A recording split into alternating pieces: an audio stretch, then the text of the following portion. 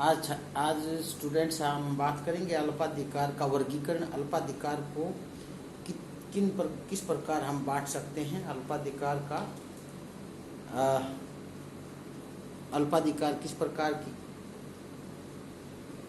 किस प्रकार हम उनका डिवीजन कर सकते हैं।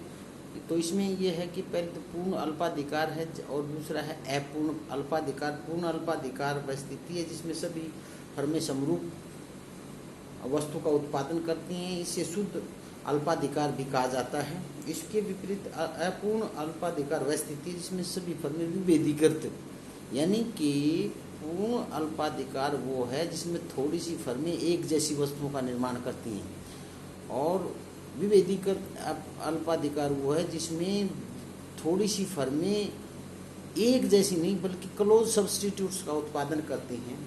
दूसरा है बंद तथा खुला अल्पाधिकार। बंद अल्पाधिकार वो होता है जिसमें फर्मों के प्रवेश पर प्रतिबंध है, और खुला अल्पाधिकार वह है जिसमें फर्मों के प्रवेश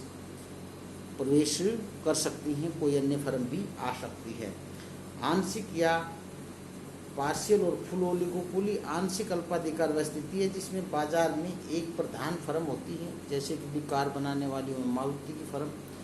दूसरी वो फर्म होती है आंशिक अल्पाधिकार जिसके अंदर एक प्रधान फर्म है, वो कीमतों का निर्धारण करती है, और आंशिक बाकी सभी फर्में उसका अनुसरण करती हैं, अर्थात कीमत नेता द्वारा निर्धारित कीमत पर वे अपना उत्पादन बेचते हैं। इसके विपरीत पूर्ण अल्पाधिकार की अवस्था में कोई फर्म है वो प्रधान नहीं होती। आंशिक और पूर्ण अल्पाधिकार में ये फर्क है।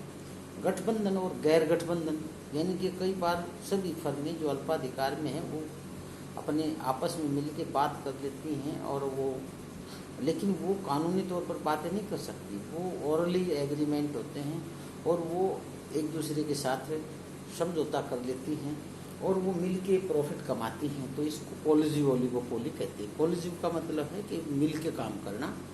और दूसरी प्रकार की जो कई बार नॉन कोलिजिव के अंदर गठबंधन नहीं होता और वो आपस में भिड़ पड़ती हैं। तो ऐसे उसको हम गैर गठबंधन अल्पाधिकार कहेंगे। फिर एक सवाल उठता है कि अल्पाधिकार में कीमत तथा उत्पादन अनिर्धारित रहता है।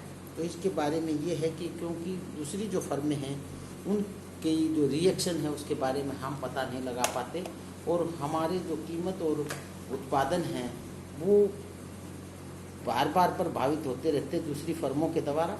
जैसे व्यवहार में भी भिन्नता पाई जाती है। एक फर्म क्या व्यवहार करेगी, एक फर्म जो अपनी कीमत को बदलती है, अपने उत्पादन को बढ़ाती है घटाती है, तो दूसरी फर्में क्या व्यवहार करती हैं, तो उसके बारे में उनका वो समझौता तोड़ सकती हैं, वो समझौता कर सकती हैं।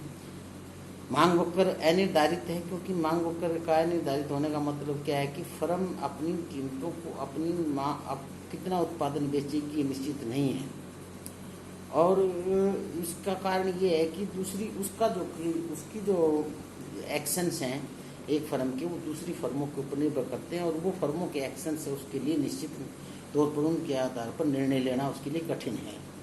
अल्पाधिकारी फर्म का उद्देश्य दूसरी बात यह है कि लाभ कमाना भी नहीं है। कई बार क्या होती है, अल्पाधिकारी फर्म है वो मार्केट में शेयर के लिए लड़ाई करती है। कई बार अल्पाधिकारी फर्म है वो सर्वाइविंग प्रॉफिट के ऊपर भी काम करना चाहती है। तो इस प्रकार जो अल्पाधिकार से संबंधित इस प्रकार का कोई सिद्धांत नहीं है जिस प्रकार पूर्ण प्रतियोगिता तथा एकाधिकार में पाया जाता है। अल्पाधिकार की स्थिति में कोई सामान्य सिद्धांत नहीं है। इस स्थिति में व्यवहार से संबंधित कई विभिन्न मॉडल हैं कि किस प्रकार सॉल्यूशन होगा अल्पाधिकार के अंदर, किस प्रकार कितनी कीमत और कितना उत्पादन का निर्धारण होगा। ये कई मॉडल दिए, जैसे कोर्नो ने दिया, बर्ट्रैंड ने दिया, और या तो इसमें कोर्नो का मॉडल है, बर्ट्रैंड ने जो मॉडल दिया एजवर्थ का डायग्राम है। तो अल्पाधिकार क्यों उत्पन्न होता है हम इसके बारे में बात करना चाहेंगे। एक तो नवप्रवर्तन के कारण कोई फर्म है वो नई चीज़ लेके आती, जैसे माइक्रोसॉफ्ट था वो विंडो लेके आया, और उसने जैसे कंप्यूटर में और इसमें विंडो प्रोग्राम था जो वो उसकी वजह से उसका अल्पाधिकार। ऐसी फर्में फिर और भी कुछ सालों के बाद कुछ फर्में आई तो नव परिवर्तन का मतलब होता है नई चीज़ लेके आना, नई मार्केटिंग की टेक्नोलॉजी ढूंढ लेना और नए रॉ मटेरियल के सोर्स ढूंढ लेना, नई बाज़ार ढूंढ लेना। तो इस प्रकार जो नव परिवर्तन होते हैं तो कुछ बड़ी फर्में इस प्रकार के परिवर्तन करती हैं, तो इससे एकाधिकार की स्थापना हो जाती है। पैमाने की बचतें, जो बड़े लेवल का उत्पादन होता है उसके ऊपर उसकी बचतें इतनी ज़्यादा हैं कि उसका जो उत्पादन है उसका खर्चा कम पड़ता है, तो बड़ी फर्में ये बड़ा उत्पादन कर सकती हैं, छोटी फर्में उसमें नहीं आ सकती। इसलिए बहुत ज़्यादा बड़ी फर्में हैं वही इस प्रकार की मार्केट का जो फील्ड है उसके अंदर आ पाती हैं। आवश्यक साधनों पर नियंत्रण हो जाता है। कई बार क्या होता है कि कुछ एक फर्में हैं जिनका किसी प्रकार के खनिजों के ऊपर अधिकार हो जाता है, किसी प्रकार जैसे कई इंटरनेशनल मार्केट के अंदर जैसे तेल बेचने वाले कंट्री हैं वो उनका अल्पाधिकार है। कानूनी प्रतिबंध तथा पेटेंट्स की वजह से जैसे कई बार कोई चीज़ पैदा करता है कोई व्यक्ति, तो वो कानूनी तौर पर उस चीज़ को दूसरों से के बनाने पर ऑब्जेक्शन करता है और पेटेंट करवा लेते हैं। पेटेंट का मतलब दूसरा व्यक्ति उस पदार्थ की नकल नहीं मार सकता। तो कानूनी प्रतिबंध की वजह से सफल विभेदीकरण की वजह से कुछ फर्में विभेदीकृत वस्तुओं के अपने ब्रांड्स को बहुत अधिक प्रसिद्ध करने में सफल हो जाती हैं और फिर उस ब्रांड के ऊपर वो बहुत ज़्यादा बहुत ज़्यादा धन कमा लेती हैं, बहुत ज़्यादा पैसा कमा लेती हैं और बड़ी सतह के ऊपर उत्पादन करना शुरू कर देती हैं। तो अधिक स्थिर लागत की वजह से कुछ चीज़ें ऐसी हैं जैसे भी बड़े कारखाने हैं जिनके अंदर जो फिक्स्ड कॉस्ट है वो बहुत ज़्यादा खर्च होता है। फिक्स्ड कॉस्ट का मतलब जैसे कोई बड़ा प्लांट मशीनरी हवाई जहाज़ बनाने के कारखाने भारत में अब तक नहीं बने। इसका कारण क्या है? इसका कारण ये है कि भाई उसके अंदर बहुत सारी बड़ी पूंजी की आवश्यकता पड़ती है और वो हम जैसे देशों के पास नहीं है। या कुछ ऐसी फर्में हैं जैसे हैवी व्हीकल्स बनाने वाली, कुछ करेने बनाने वाली, उनके पास बहुत बड़े इन्वेस्टमेंट की ज़रूरत होती है और वो सभी फर्मों के बस की बात नहीं होती। अधिक स्थिर लागत और मर्जर्स के द्वारा भी, जैसे टाटा ने बहुत सारी बड़ी कई कार कंपनियों का मर्जर किया कि छोटी छोटी कंपनियां मिलकर एक बड़ी फर्म बना लेती हैं और इस प्रकार वो एक बड़ा एकाधिकारी प्लेटफॉर्म तैयार हो जाता है जिसके अंदर कुछ ही फर्में ऐसा करने की हिम्मत रखती हैं। तो अल्पाधिकार के कुछ मॉडल हैं। मॉडल का मतलब कोई अल्पाधिकार में कितना उत्पादन होगा, कितनी कीमत होगी, फर्मों का आपस में एक दूसरे से किस प्रकार का रिएक्शन होगा, इस बारे में अर्थशास्त्र इकोनॉमिस्ट जो हैं उन्होंने कहा कि भी ये इनडिटर्मिनेट है। फिर भी हम देखते हैं कि एक्चुअल में मार्केट के अंदर जो कोई ना कोई तो सॉल्यूशन है और उस सॉल्यूशन के जरिए फर्में एक दूसरे के साथ मिलके कार्य करती हैं। एक दूसरे के साथ या तो प्रतिस्पर्धा करती हैं या एक दूसरे की को इग्नोर करती हैं या वो मार्केट छोड़ देती हैं, या जैसे एक फर्म प्राइस गिराती है तो दूसरी अपना प्राइस गिराना शुरू कर देती है। एक गिराती है तो दूसरा, यानी कि या तो प्राइस को लेके या क्वांटिटी को लेके फर्मों के बीच एक प्रकार का सहयोग और असहयोग चलता रहता है और इग्नोरेंस और रिकॉग्निशन इनके बीच चलती रहती है। तो इस प्रकार हम इसमें उत्पादन और जो कीमत है वो इनडिटर्मिनेट है।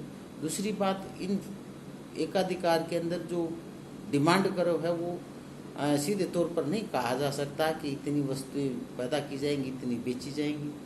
लेकिन क्योंकि इसका कारण ये है कि एकाधिकारी का जो डिमांड करो है वो ऊंची कीमत, अगर वो कीमत बढ़ाता है तो बहुत इलास्टिक है और अगर वो कीमत कम करता है तो इतना इलास्टिक नहीं है। इसका मतलब क्या है कि हम कीमत बढ़ा के लाभ नहीं कमा सकते और कीमत गिरा के हम उत्पादन अधिक बेच नहीं सकते।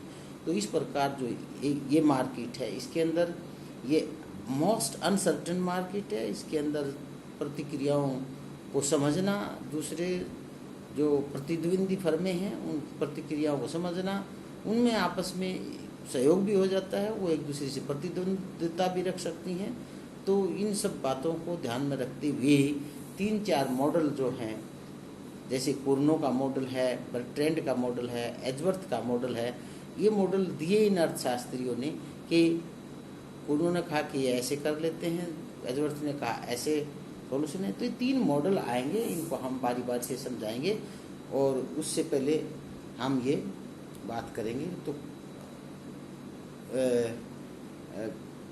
ये 3 मॉडल हैं, कुर्नो का मॉडल, बर्ट्रैंड का मॉडल और एजवर्थ का मॉडल।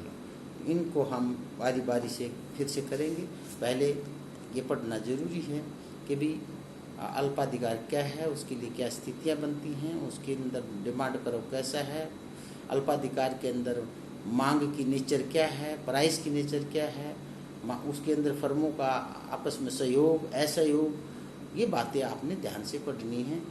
और उसके अंदर लीडरशिप है प्राइस की, प्राइस लीडरशिप भी हो सकती है, सब एक दूसरे से बिल्कुल अलग अलग भी रह सकती हैं, वो समरूप वस्तुओं का उत्पादन भी कर सकती हैं, वो एक ही कैटेगरी में डिफरेंट प्रकार की वस्तुएं पैदा कर सकती हैं, जिनको हम क्लोज सब्सटीट्यूट कह सकते हैं। तो अल्पाधिकारी जो फर्म हैं वो आज के दिन बहुत इम्पोर्टेंट हो गई हैं, उनका अध्ययन करना, क्योंकि बिग फर्म्स हैं, उन्होंने मार्केट के ऊपर अपना होल्ड बनाया हुआ है। तो अगले लेक्चर में करेंगे कुर्नो का मॉडल। Thank you.